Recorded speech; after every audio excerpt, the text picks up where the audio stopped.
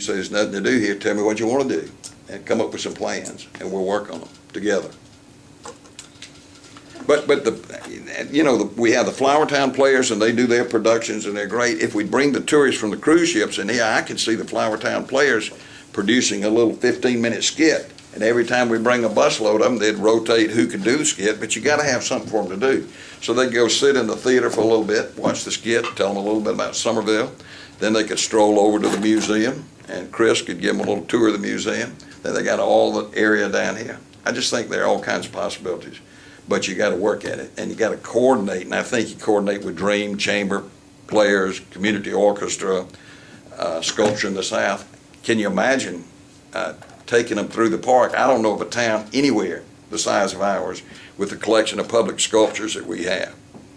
That'd be something for them to see. Oh, yeah. Okay. Another thing I just thought of. Go ahead. They come to me out of the blue, but I know there's been some talk in the past about doing a little boutique hotel in downtown Somerville, and I think they've looked at maybe the lot over here that used to be Bubbles and Bubbles or whatever the laundromat was. Huh? Busy Bubbles. Busy Bubbles. Yeah, I think they've considered that, but I don't think Laura and the Joneses want to sell that. So the other piece, so it doesn't work there. But it's possible. I think you could get your hands on the SC&G property, which is just across the railroad tracks. I don't know that they need that presence in downtown Somerville, particularly with trucks and stuff. They could put that anywhere. But that would be a location, and it's got to be close enough for people to walk if it's going to work. So I think that's a possibility. It might be possible to do something over. I'd like to see us do something in the quadrant between the railroad track and 78 on the east side. We now have all the little cottages in there. Some of them are in bad shape. Some of them have been bought and turned into offices. But I think if you could do some TIF financing for that district, you might get the chance to turn some of those cottages into restaurants. They could put in some sidewalks and some fountains. They could do any number of things. Then they could have strolling minstrels, or maybe even the singing mayor come in there. That would probably run everybody off. Greenville did that. I mean, they put You it can do up. it. They did. Greenville did a magnificent job on their Main Street. It's as nice as anyone I've seen, and it has brought Greenville back to life. Yeah, Greenville is. It's incredible. And they put that hotel down there? Oh yeah, I've stayed in that hotel. It's got a great little seafood restaurant off the lobby. It's good. Is there anybody here who would like to ask Mr. Collins any questions that have come to mind from some of the things that he has mentioned? I don't believe that. Howard, I know you must have some questions. Well, we had an opportunity to get together these questions before it started. Oh, okay. So we may have shot our wad already. Okay. Well, I do. I have a follow-up. You mentioned earlier about moving the lawyers and the professionals Yeah. upstairs. How do you do that? Just ask them. Who do you ask? Well, I mean, I would say to Norbert Cummings, not in here. No, I'd say Norbert. We really have a very interested party who would like to have this space, and it could generate a lot of traffic, and it could generate some sales tax. I mean, some hospitality tax or whatever. Would you be willing to move upstairs or whatever? I think people who live in Somerville have its best interests at heart, and if asked and a reasonable alternative is offered, I think they'd be happy to do that. I don't know that anybody goes to see an attorney based on his location, unless it's next door to the bail bond or something like that. But I think people come to see Norbert if they want to see him wherever he is. He may not want to move. He may not want to move out to Oak Brook or something like that. He may want to stay in the CBD area. But I just think if you're willing to ask and talk and negotiate, you can make things happen. I guess if you redeveloped that SC&G property and that became either a boutique hotel or you had other kind of office space. Yeah, you might have a combination. You might could reclaim Main Street. And I guess that's the problem is when it started out, those were shops. And Right. Yeah, they were. And they all went office, and we moaned as it happened, and now this many years later, it's a real issue because. Well, I mean, Because you really, thank goodness the little coffee shop is there, but if you could fill that up with shops and the arcade could be, you know, if Martha and her crowd were somewhere else, I mean, you could make it like a real retail arcade, just think how vibrant that would be. for those people I that come think up you from the need bus- to do that. From the boats, you know, if they got here, there'd be actually something to see that would be Yeah. unique, Right. so, that's a good point.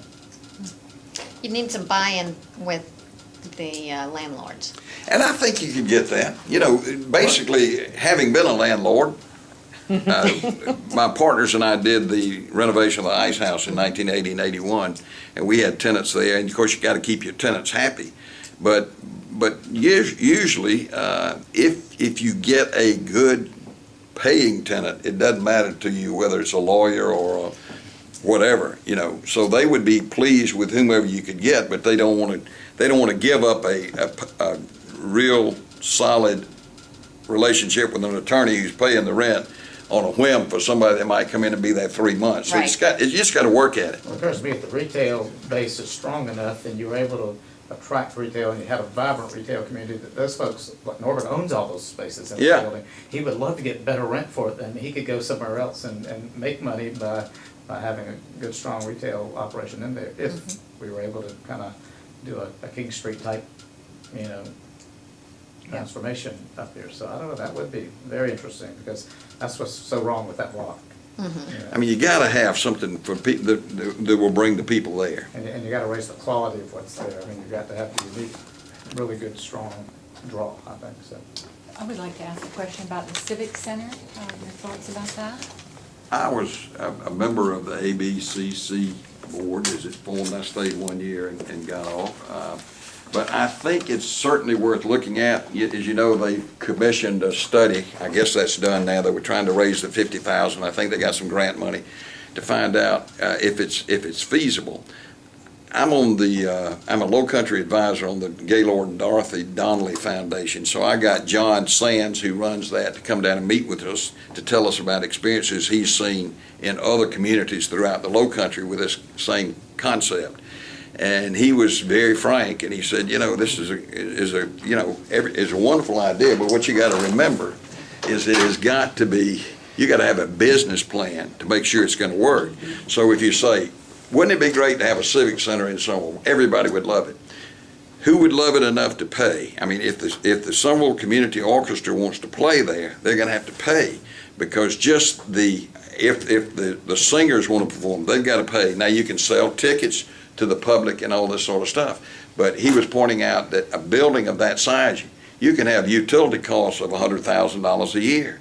You got to have somebody to manage it and coordinate all this stuff. You're looking at another 40 or 50,000. So you have a lot of overhead, plus the cost of putting up the facility. And you got to make sure people are willing to commit to pay. If the community orchestra wants to play there, instead of playing at one of the churches free, are they willing to pay $1,500 to play for a rental of the space for the night or whatever? So those are things I think that the study will find out, if it is in fact viable and doable. As you probably know, the North Charleston Coliseum is not anywhere near in the black. It's been in the red since it's opened, and yet look what they bring. I mean, they bring some of the top-notch entertainers in the country there, and you got to believe they make money when they do that. But the rest of the time, I don't know what happens, but they don't make money, and it's just a difficult thing. I think we wait and see what the study shows. We may be able to do something, but it may not be as grandiose as we all would like. But I think we look at it and see.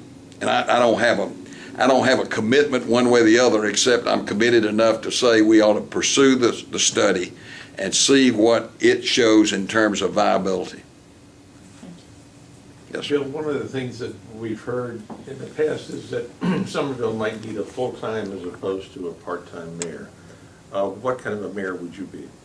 I am retired, so I would work at it full-time. I have no other obligations. I've gotten out of my magazine.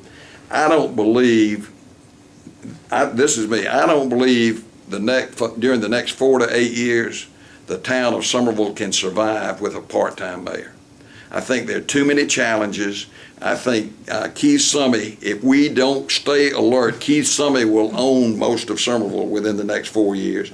I think he already has his eye on East Edisto.